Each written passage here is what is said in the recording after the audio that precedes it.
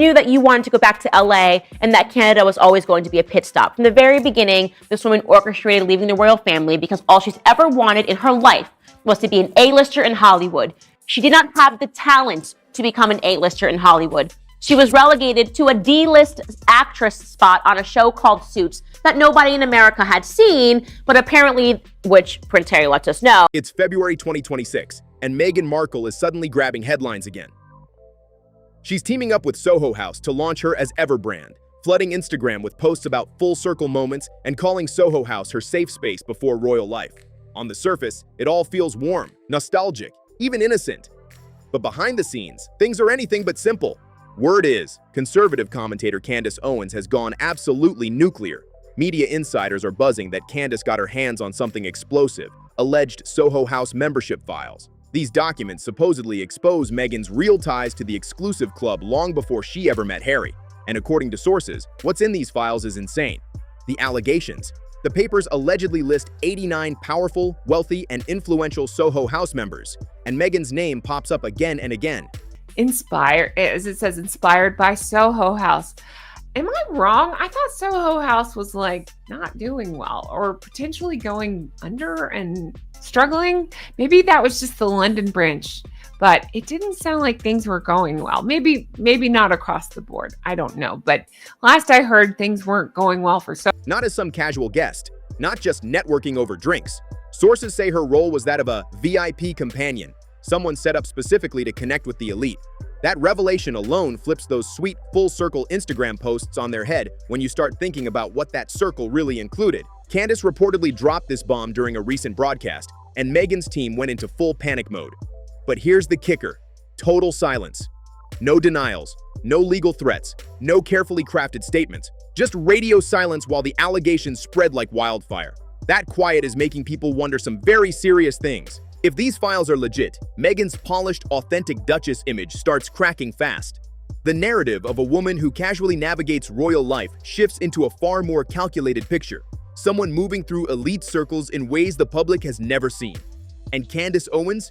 She might have just served up what people are already calling the receipts. Now, let's talk about Candace herself, because this isn't random. She's been one of Meghan's fiercest critics for years. She's called Meghan manipulative and inauthentic, accusing her of climbing socially by using people. Back in 2019, Candace even called Meghan a witch on Twitter, her words raw and unfiltered. She's never softened her stance. He can't see the writing on the wall that she is trying to embody his mother. Even when he told a story about how she said she was going to commit suicide while she was pregnant and that she was having suicidal thoughts. And you can see in everything that she does, she tries to put this pressure on him of like, well, look what happened to your mom. Like, that could happen to me unless we do exactly. After the Africa documentary in January 2025, when Meghan and Harry appeared at the Los Angeles wildfire disaster zone, Candace told Newsweek she agreed with critics who labeled them ambulance chasers. Those were her exact words. Blunt, no filter. Candace has also claimed Meghan emotionally manipulated Harry, making him think she was like Princess Diana reincarnated, and allegedly exploiting his childhood trauma, losing his mother to influence him.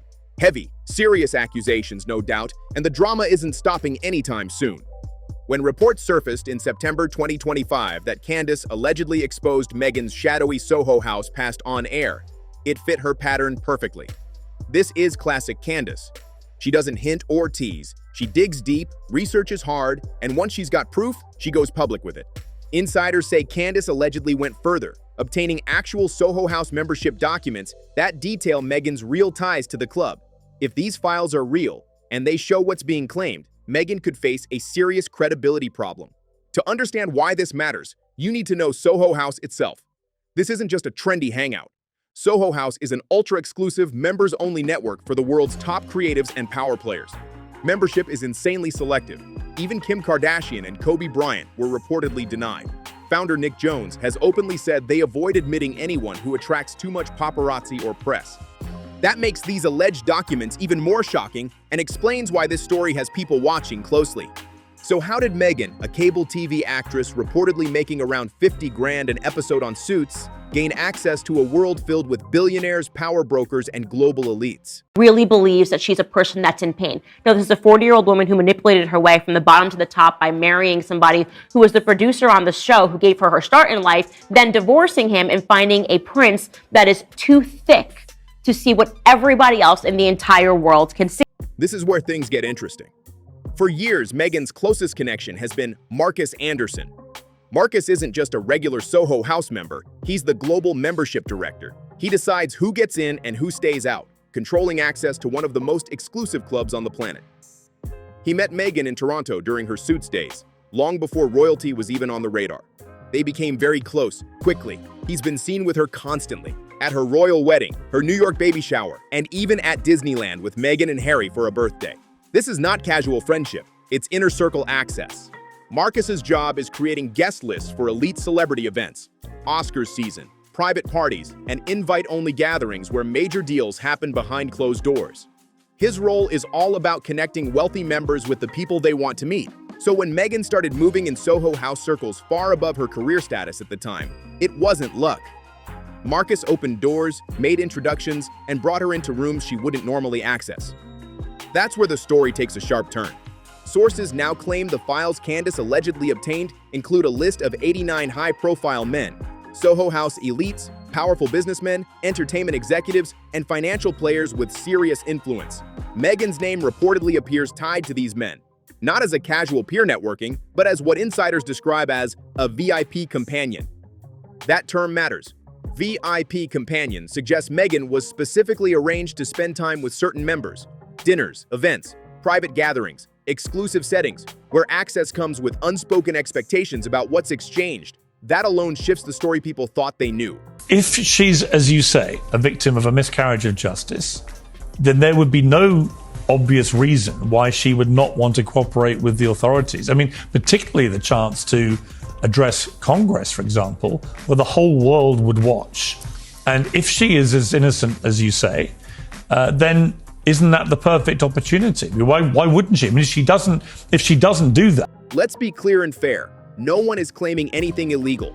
The point is that elite clubs like Soho House have long operated on curated social systems. Attractive, charismatic people are introduced to wealthy members. Both sides benefit. The wealthy get polished company at high-level events. The companions gain access, exposure, and opportunities they couldn't reach on their own. This kind of setup isn't new. It's been part of elite social culture for generations.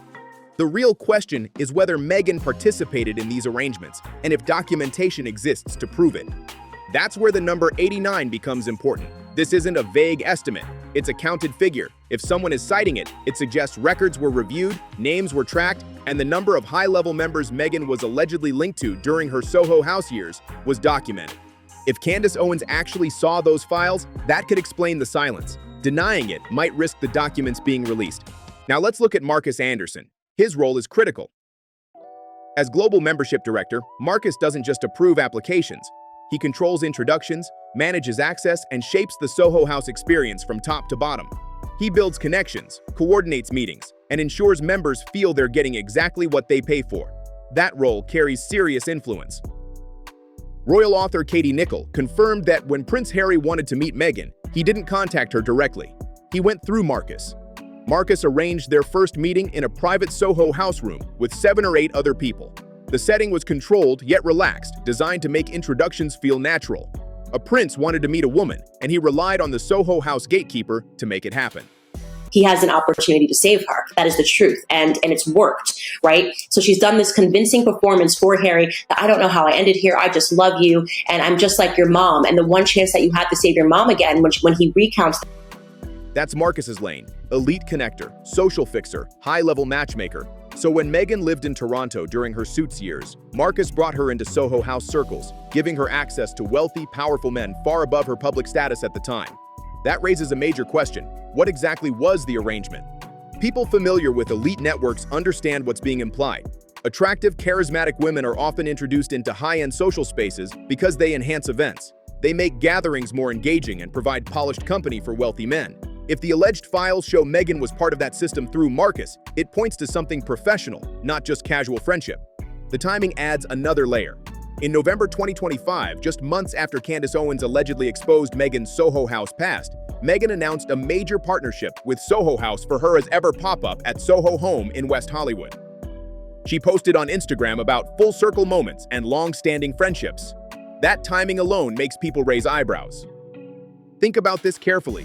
If files exist showing Meghan operated as a VIP companion for wealthy members, and she knows Candace either has or has seen those documents, why would she publicly spotlight Soho House and draw attention to that connection? There are really only two possibilities. Either the files don't exist and she feels completely safe, or she's trying to control the story before someone else does. Framing the relationship publicly as nostalgic and friendly is classic PR strategy. You release the polished version first, so when criticism comes, you can claim it's already been addressed. You can tell your lies on Netflix, you can tell your lies on Oprah, you can tell your lies to the public, you can feed stories to the press, but will you do it under oath, right? Meghan and Harry are going to be grilled under oath. That is incredibly interesting. This is one of the rare times where they actually really do want their privacy and the court is saying no, so maybe what they'll do. Royal commentator Kinsey Schofield said sources told her Meghan chose Soho House deliberately because it's a closed environment. Those sources say it allows her to manage sales figures, guest access, and public perception. That's not random. That's calculated.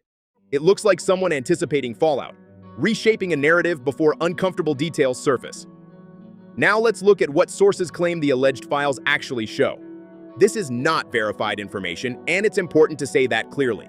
What follows is what's being discussed in channels covering Candace Owens' alleged findings. According to those reports, the membership records supposedly show Meghan was never a full Soho House member. She was always listed as a guest, always accompanying actual members, and never paying her own membership fees. Given how expensive and selective Soho House membership is, that detail alone stands out. Yet the records allegedly show she still had consistent access. Multiple Soho House locations around the world, from Toronto to London to New York. How does someone who isn't even a paid member get that level of international access, especially when the global membership director, who controls entry everywhere, also happens to be her closest friend? Reports say the alleged files don't stop there. They supposedly list which members Meghan was connected with by name: wealthy businessmen, entertainment executives, and financial power players. Each entry reportedly notes the events she attended alongside these men: dinners, parties, private gatherings, always listed as a companion, never as the primary member. The part that really grabs attention is the phrasing. Sources claim the files describe her as valuable for member experience. That wording matters. It suggests she was intentionally arranged to enhance the social atmosphere for high-value members. This isn't casual language, it's professional companion terminology. If Candace Owens actually saw files with that kind of phrasing, tied to 89 different members, it changes everything. It reframes the relationship as transactional rather than just friendly networking, directly challenging the polished image Meghan has presented publicly. I just don't understand people that think leaning into this victim mentality is something that people want to hear, especially nowadays. It's just old. It's just aged. Nobody wants to hear how oppressed you are as a princess. It just doesn't make... Here's what makes this feel even more serious. Meghan's camp has stayed completely silent since these allegations surfaced. No denials, no lawyer statements, no threats of legal action. Nothing. This is the same woman who sued the Mail on Sunday over a private letter to her father. She isn't shy about taking legal action when claims are false. But in this case, there's total silence. That quiet raises questions. If she denied the claims and Candace has real documents, Candace could release them. That would risk exposing a lie. Staying silent might feel safer than risking proof she can't control. Look at the pattern. When accusations are untrue, she pushes back hard. When things are murky or potentially provable, she goes quiet and lets PR work behind the scenes. That silence is loud. It suggests she knows something might surface that could spiral fast. Now consider the consequences. If these files ever go public, the fallout could be massive. Her entire brand could collapse overnight. The woman who built her image on authenticity and empowerment suddenly looks very different. Netflix partnerships could vanish. The As Ever brand might lose credibility. Corporate sponsors would pull back because no major company wants to be linked to controversy like this. It's not just business. The hypocrisy hits hardest. Meghan has positioned herself as a feminist voice, someone who champions women's empowerment and self-made success. She's told the story of rising through intelligence, hard work, and purpose. If documents prove she was arranged as a VIP companion for dozens of wealthy men, that narrative cracks wide open. She stops being inspirational and becomes exactly what critics have claimed: someone who used looks, charm, and elite access to climb power structures, then rewrote the story later to sound uplifting.